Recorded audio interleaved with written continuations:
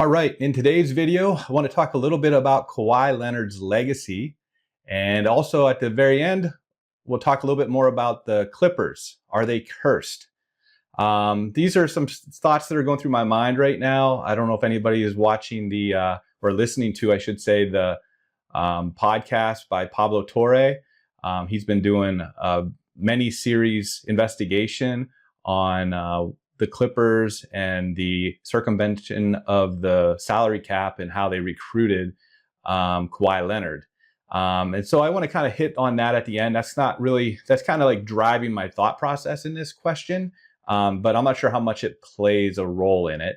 But I wanted to ask and see what anyone else thinks. So my first thoughts are, if we go right back to the beginning, particularly of Kawhi Leonard's professional career, when he came out of college, he ended up with the Spurs. I don't think he was drafted by him, but he ended up with the Spurs his rookie year and was primarily looked upon as a defensive specialist. He kind of had a role on the team, and that was why they ended up acquiring him. And back then, the Spurs, and even now the Spurs are really good, but back then they were really good at getting the role players to perform at their highest level and resulted in a ton of championships. Greg Popovich was the coach of that team, and he really kind of had his fingerprints on it, and he knew what he was doing. He knew how to kind of hit the right players with the right pieces and make it all work. So Kawhi Leonard came up through the Spurs organization. And what happened was he ended up kind of tail end of Tim Duncan's career and caught on there and was able to capture a championship with that team. So he was a member of the team with Tim Duncan, Ginobili, and Parker when those three were collecting all their championships together. Now, at the very end, that last championship, Kawhi Leonard was the MVP of the NBA Finals that year. So by the time they got to that last championship, it looked pretty clear that he was the next thing for the Spurs. He was going to be the transition piece. Go back, Tim Duncan or David Robinson finally won the championship, kind of handed it off to Tim Duncan, and it clearly appeared that that's what was going to happen now. It's going to go Tim Duncan's team to become Kawhi Leonard's team. And that's kind of the road that it was going for a couple of years. And there was that period of time where the Golden State Warriors were establishing themselves as the next big thing. And there was a conference final, I believe it was, where the Warriors were playing against the Spurs. And quite honestly, it wasn't the Spurs. Kawhi Leonard was handing it to him. I mean, he himself was just knocking down everything. And he ended up getting injured in the third quarter of the game. By that time, they were up by 20 points, roughly. I don't know what it was exactly, but they had a pretty handy lead in the third quarter, all because of Kawhi Leonard. And this was back when the Golden State Warriors had their big three, and they were young, and they had the Splash Brothers, and they were doing everything. But Kawhi Leonard was giving it to that whole team. He got injured, and the Warriors made a fourth quarter comeback, which was pretty easy to do when Kawhi Leonard couldn't do anything. He was injured for that game and then for the rest of the series. And then Golden State became Golden State. But that right there was kind of the moment where I was like, yeah, Kawhi Leonard is the humble superstar. I wanted to see what he could do.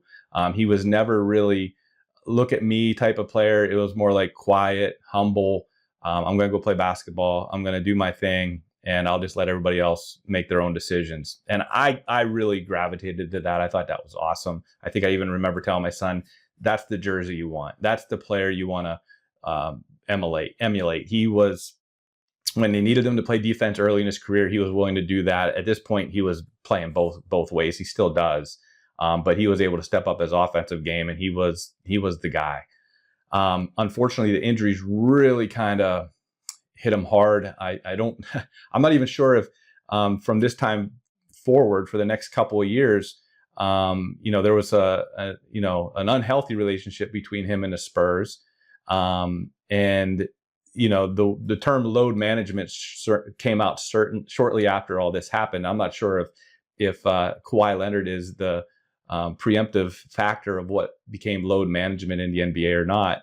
But under the circumstances, I think it made sense. I mean, he has a long-term lingering injury, and he just can't play all the games without having substantial injuries and won't be able to play the whole season. Long story short, though, he ended up going to the Toronto Raptors, which seemed like kind of like, okay, that's a unusual type of trade. But 1 year at the Raptors, 1 year only, and he captured a second championship. I think it was clear right now, Kawhi Leonard is now top of the escalon. He's definitely a Hall of Famer, 2 championships, and definitely an established superstar. Even though his playing career was certainly hampered by injuries at that point, he could still make it happen when he needed to. And when he was at his best, there wasn't anybody really that could compete with him. He could do it all. So, but then he ended up signing with the Clippers, and this is where the story gets a little bit interesting. And this is where I start to say, what does this mean for Kawhi Leonard's legacy? He ended up going to the Clippers and kind of wanted to play with his friend Paul George. At this point, it's kind of like, that's not the smartest thing to do. You let the general managers put the players together. That's how the teams work. And I know if you go back and watch the Michael Jordan documentary, I know him and Jerry Krause, there's not a great relationship, but Jerry Krause, I think, deserves a lot more respect for that organization's player selection and composition than what he probably ever got. But you can see it now with the Oklahoma City Thunder. Their general manager does a fantastic job. And you watch the Big Three in Miami a couple years ago, back in the 2010 era, with Dwayne Wade, LeBron James, and Chris Bosh. You would say, okay, well, that proves that it works. It only worked 50% of the time. They made it to the finals 4 times, but they only won twice, thanks Dirk Nowitzki. And oh, by the way, Kawhi Leonard. That was the other one where Kawhi Leonard won his NBA MVP in the finals. So you would think that he would have learned it right there, or he would have known better, but he didn't. So he went to the Clippers, brought his friend, and of course it hasn't worked out. But now, if you look at the Pablo Torre investigation, there's a little bit of conversation about, hey, there might have been some problem with the way he was recruited. Perhaps he was overpaid and circumvented the salary cap, which allowed them to have perhaps better players than what they should have had. So I don't know if this will fall on Kawhi Leonard's legacy, because I don't know that he did anything wrong. He just signed contracts and did whatever he needed to do. Players are allowed to, sign contracts and deals that are off the court. A lot of players, that's where they make more money than they actually make when they sign with the teams. So I don't know that he did anything wrong, even if he was complicit in it, but it just has a kind of an ugly look to it. And from what I heard on the recent podcast, they said that he even didn't make the All-Star game this year. It was just kind of the Adam Silver ended up putting him on the All-Star team because of league rules. But otherwise, he didn't even make the All-Star team. So knowing what we know about, some of the baseball Hall of Fame with the steroid era, and now more recently with Bill Belichick not getting into the Hall of Fame the first year, will this eventually, hit Kawhi Leonard in any way? Will this affect his legacy? I guess that's the question I'm kind of posing out there. I think clearly on the court, he's a no doubt Hall of Famer. But will he pay a price? Will he have to wait a year or two? I know it's a couple years before he even retires, but I'm just looking at this saying, I wonder what will happen. And then my question is back to the Clippers. Are they a cursed organization? You look at the team and it's like, man, they've been terrible. They were the laughingstock for so long. And then they've had some years where they were able to put some things together.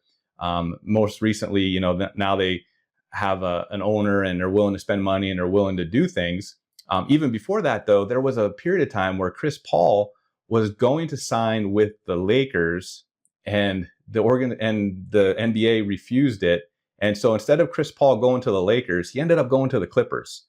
So during that trade, kind of like the Clippers were the beneficiary of the Lakers' bad luck or the Lakers being told they couldn't sign him. And what did they do? Nothing. They didn't get a championship. That should have been a year where they got a championship. You would think that Chris Paul and Kobe Bryant would have probably got a couple championships out of that.